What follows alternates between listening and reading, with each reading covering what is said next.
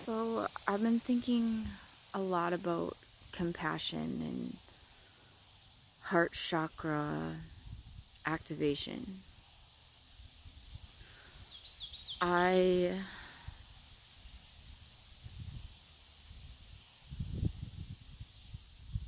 I have this I think we all do. We have our inner child who,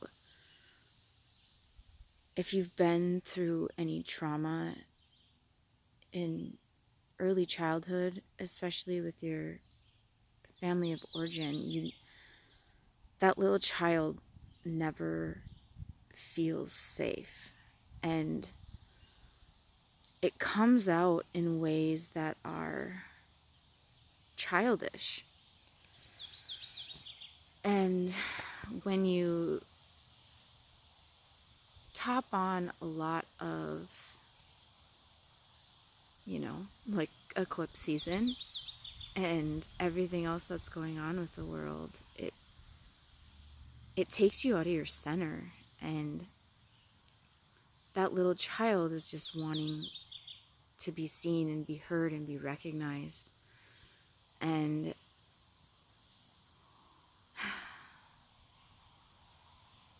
stepping back and being aware of that little child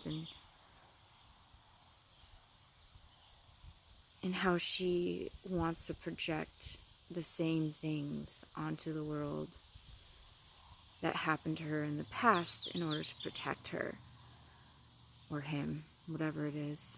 I was a special ed teacher in a very low income school.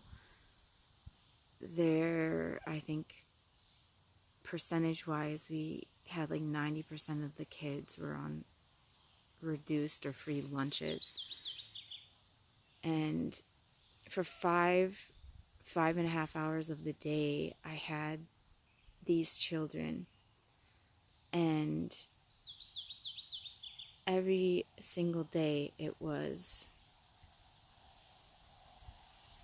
dealing with like the root chakra and safety here on this planet, because these kids didn't feel safe, and that's why that they had these behaviors that you see.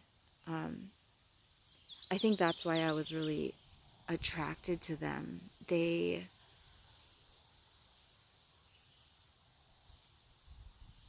were exactly like me. I was repressed. My little inner child was abused, and I had morphed into an adult who had created these masks and these parts of myself that could function in the world, but really I was on autopilot, and I was so disingenuous to who I was. The great thing about being a teacher was that part of me, that compassionate part of me, came out in so many ways, because it was like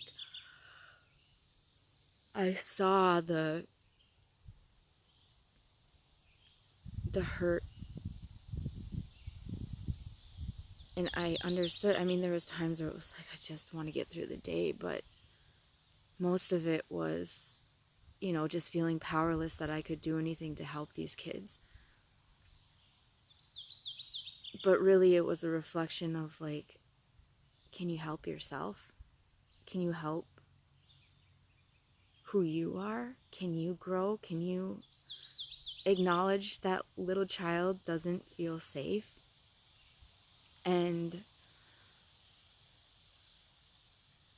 that's like, even now, I'm still working with my inner child. I'm still healing that part, and I throw tantrums.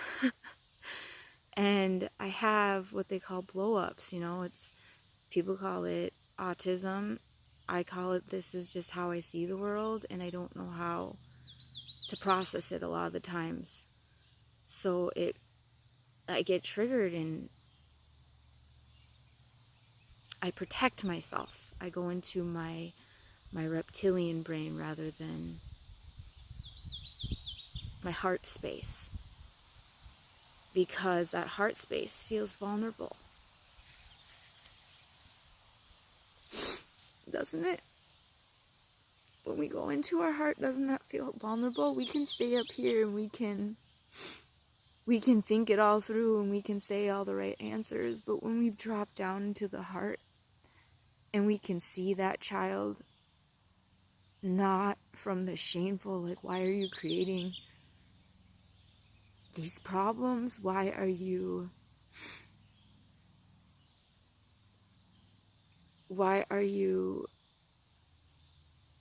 shaming? Like, I don't need to shame you. Like, what is it? You know? And then they come forward and they say, well, you've repressed me. You've repressed me, and I feel like the only way that I can be seen or heard is if I throw a fit. If I act like an asshole, at least I get some attention. And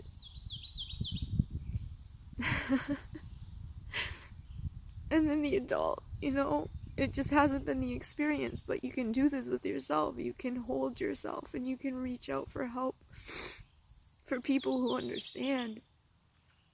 And you can hold that little girl or the little boy who is inside of you, and just hold them.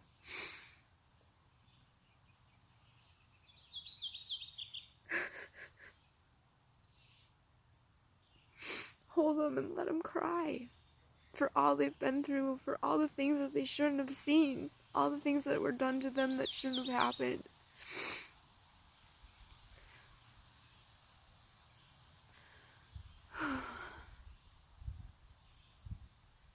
And validate that little boy or that little girl. That's where it's at in the heart chakra. We can sit and talk about it for hours, but in all reality, it's allowing space for whatever emotion arises and not trying to suppress it. Because that's where shit gets weird. When you suppress it, when you suppress the abuse, you suppress your emotion. And you change so that you can just stay safe and survive rather than be wholly who you are. Trusting that the universe and God, or whatever you call this amazing creation, the life force behind it, has you, regardless of what has happened in your past life.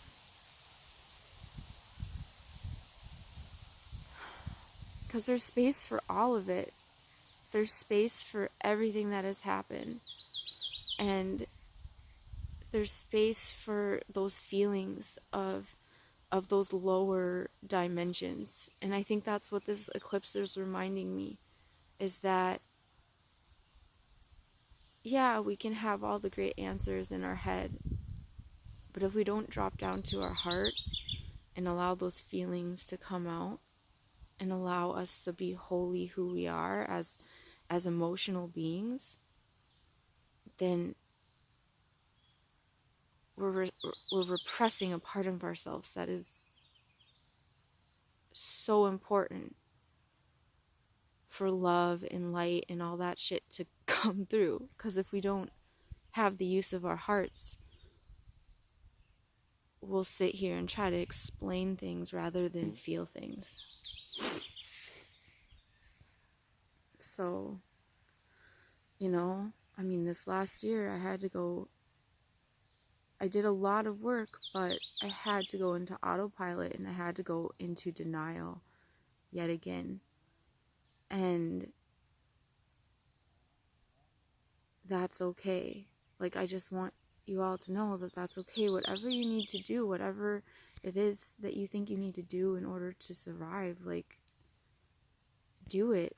But just set the intention that when the time comes, like, you'll do that heart chakra work and you'll release